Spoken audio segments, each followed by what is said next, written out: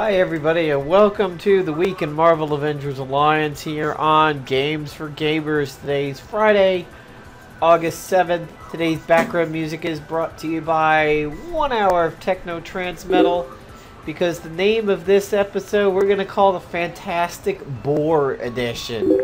So I'm going to call it that thanks to channel friend Jimmy, who has mentioned that the Fantastic Four movie is horrible. Fridays, man, I love Fridays. Let me tell you how good Fridays are. When I get in the new G4G mobile, when I'm done with work on Friday, it is one of the happiest moments of an entire week, because it means that work is the furthest away. You cannot possibly get any further away than that first second you're off of work on a Friday, if you have a Monday to Friday job like me. So that's one of the reasons why I love Friday. I also like Friday because I get to bring you guys the week in Marvel Avengers Alliance. Usually, sometimes it's Thursday, sometimes it's Saturday. But I also get to watch Sci Friday, which is the Friday night shows on Sci-Fi, such as Defiance, Dark Matter, and Killjoys. Dark Matter and Defiance being my favorite 2 out of the 3. Killjoys is just sort of in the middle of the sandwich there. So, what are we going to talk about today? Well, we have future Foundation items up for sale and some ISOs. So let's talk about them, and let's talk about which ones might be worth a shit over here. And we'll proceed from there. So we have Blaster, well, we have the future Foundation suits. You'll see some missing here because I actually own them. Blaster Invisible Woman. Yes, you should pick her up because of the fact that she gives you the Blaster class over there, and you are removing an infiltrator. Now, that is actually a good thing, because if you are doing most team-ups, be it the pesty defensive style or the counter or the hyper counter team, which we're seeing kind of popular in the meta, Blaster is, of course, a very good way to go. Any way that you can stack up blasters is known for being pretty strong. So, yes, you do want to pick up the Blaster version of Invisible Woman. However, please note, you can also get her for control points. CPs. So, honestly, do you want to do this? Like, if we look at the exchange rate here, 1 gold equals 2 CP. So, 21 gold is the normal price, and they've discounted it slightly. Honestly, you can farm CP simply for time. So by paying gold, you are probably wasting money. However, if you are impatient, gold then becomes the common currency. So, as we've always said on this channel, there are 2 currencies in the game. The big currency is patience.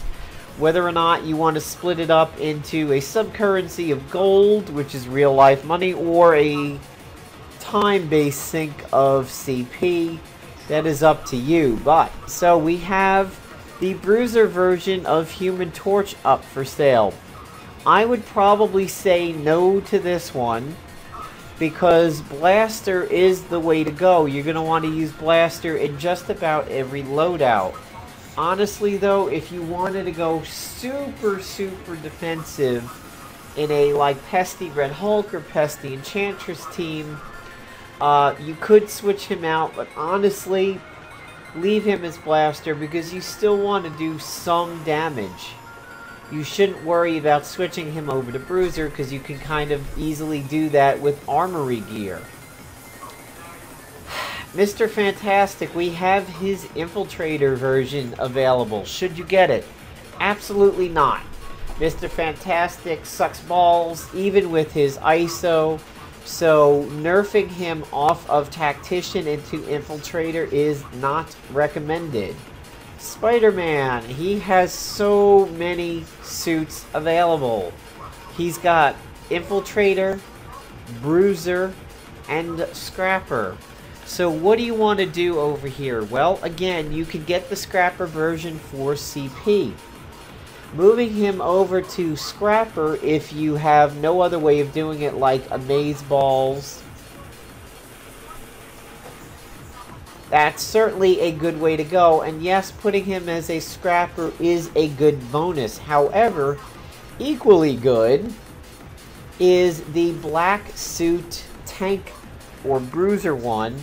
It all depends on how you are working your team. If you are going for a pesty enchanter style, you may want to go bruiser, but most other teams would probably make good use of him being in his Scrapper uniform. And finally, we have Thing. Thing comes as a bruiser by default, but you can get Scrapper and bruiser for Future Foundation. Thing is also rather bad. Kind of a decent tank, though, in one circumstance, and we'll get to that.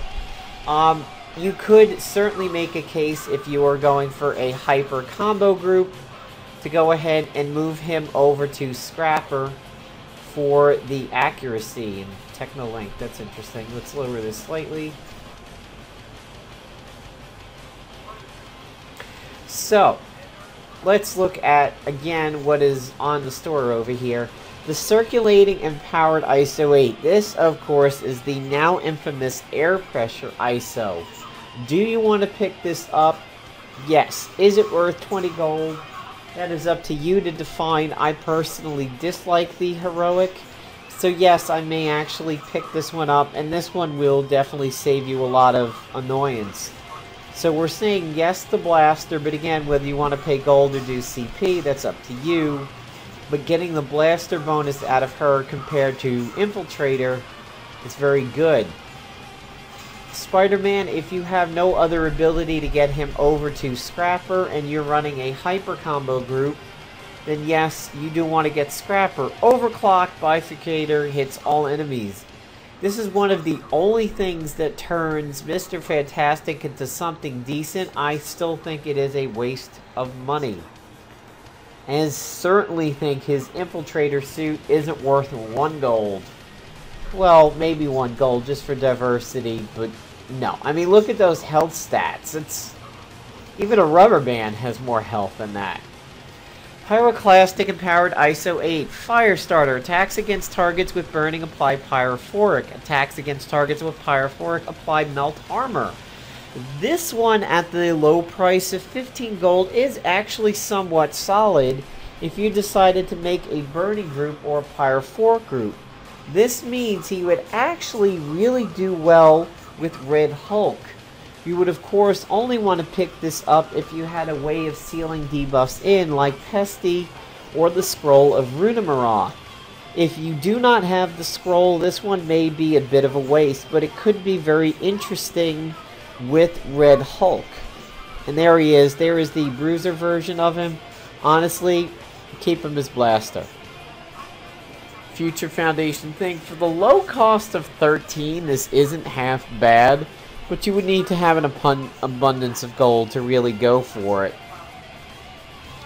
The Masonic Empowered ISO 8 Yancey Street Rules begins the fight with Stonewall. Stonewall further reduces the damage received. For 10 gold, this one is actually not bad. However, we are experiencing the sale quite far off of a gold sale, as we are probably 2 weeks away from one. Honestly, the only ones that are currently tempting me are Masonic and Circulating, simply because I hate the heroic. The thing is, would I ever actually use Invisible Woman? Well, probably not in PvP. Certainly not on defense, because we have spent many seasons getting around it. Pesty and the Scroll of Runemeroth absolutely would chew a Circulating group up. However, potentially for a group boss or PvE content, this is somewhat like bringing Hafe to the scene over here. If you don't have Heroic Age Iron Fist, Future Foundation, or Invisible Woman and this ISO do have an increased value. If you do have Hafe, then the value of this slightly goes down. You could certainly combo this with her own shields, which she's not good as applying if she is a blaster. Better that she be a infiltrator for it. But Magneto, custom magnetic field generator, Carolina Dean, her own shields, you know, personal shields on the agent. That makes this worth a purchase. Obviously overclocked, we're saying no to. Pyroclastic is situational. And Masonic could be really solid because it turns him into tanking almost immediately. Similar to Colossus and Wonder Man and some others. Whether or not the old combo that Kingfisher did of the ambient particles and thing would still make him relatively invincible, nobody knows, but what better way to find out than to move it over here with the Masonic empowered ISO-8. So that's what we've got up for sale. We have a new spinner today. So if we look at the available items in the spinner, I think it's the question mark, yes. We have the Lightning Needle, which is from the original PIM Spec Ops. I believe the non-upgraded version of it's something like PIM Grown Needle or something. Fried circuits, shred, shrinking. Oh yeah, there it is, PIM Grown Needle. So this is the upgraded version of it. And bleeding. So this is actually a really good weapon. The reason being is you apply 3 rounds of bleeds or 3 rounds of shreds. That means if you go up against people who are bleed immune, you can apply shred to them, which not only reduces defense, but it allows people who work with and exploit bleeds in order to take advantage of shred. So people like Tigra and I believe X-23 can put out shred. But like on the slashing daily that we have today, if you bring shred to it, you can essentially make the robos bleed. And I'll show you that. I actually failed to beat Arcade earlier today. He beat up my team. So I'm going to go ahead and revamp it and push this guy's shit in. So this is who I did the daily with, but they got beat up here at the very, very end. So what I'm going to do is take away Nightcrawler, and I'm going to put in one of my favorite slashers, Anti-Venom. We're going to go ahead and take out Claw's Black Cat, who in the face of shred can do phenomenal damage. Now, so these robots don't bleed, but by putting up shred, she can still definitely exploit them with the nerve chop, and that might actually be a future video on Snicker Snack Lumber combos. So we'll go ahead and fight him with this revised group over here. So yeah, if you can get that roulette item, that is going to be really, really solid. I mean, because Electric right now is in pretty good popularity with things that went on like Beta Ray Bill and Victor and Thor. You can make some good use out of that item, and it's got good electrical use and it's got good shred usage. So I didn't go ahead and use the D-Power on this round because I wanted to be up for the next round. But of course, since we don't have Nightcrawler in here, we don't have Nightcrawler applying his Mystic Shroud. So we don't want to get too beat up in this round, so I'm just going to go ahead and do a lot of single target. And I'm going to ramp up Tiger's damage by getting dodged. So we all know Spiral crits like a beast, but she doesn't cause bleeds. So here we go, of course, here's the big round. If we can depower Arcade, that will be phenomenal, because Arcade is such a fucking douche. That Spec Ops that he was around, my god. He's such a pain. It's funny, I see a lot of people asking, well, how do I beat the Arcade boss? I think it was the high score one. with Molly and Nico, dude, it's so easy. Molly gives herself the extra turn with the triple stack of bleeds, and then turns around and... No, I'm sorry, Nico. Nico gives herself the extra turn with the triple stack of bleeds, and then turns around and gives Molly the 2 turns. She tantrums, and then beats the crap out of Arcade just by herself. So, yay, you're depowered, you little fuck. You can't do anything to me. Well, yeah, I forgot. Depowered got reworked into 1 offensive action. Which I hate. Ah, really? With the friggin' dodge? But, Psylocke... Oh, God, I love Psylocke. How I miss you. I really miss my subtlety team, because Psylocke is... She just looked like such a beast when she steps in with those 2 hits from her blade. She just looks so strong when she does it. I mean, it looks like it really hurts when you... God, enough with the dodging already, Arcade. My God. Fuck off, you giant Joker wannabe nuisance. Well, not Joker. Enigma, I guess you could say. Let's end you. There's your end user. Psylocke's level 1 is so much one of my favorite moves in all of Marvel Avengers Alliance. That, and actually, Magic. Magic's level 1 I really, really like too. And as you can see, Tigra is just an absolute beast. You can ramp up Tigra so well. And her ability to do shred and set up people who exploit bleeding, even against non-bleeders. Very, very good. Very underrated character. But Psylocke holds a definite part in my heart. I just love that level 1 on her. She's fun in Marvel Heroes, but not quite visually as fun as she is here. So, for my spinner... I can tell you that I don't want the Hard Wakandan Rungu. I already have it. I already have the custom Sword of the Barony, but this is fantastic to have.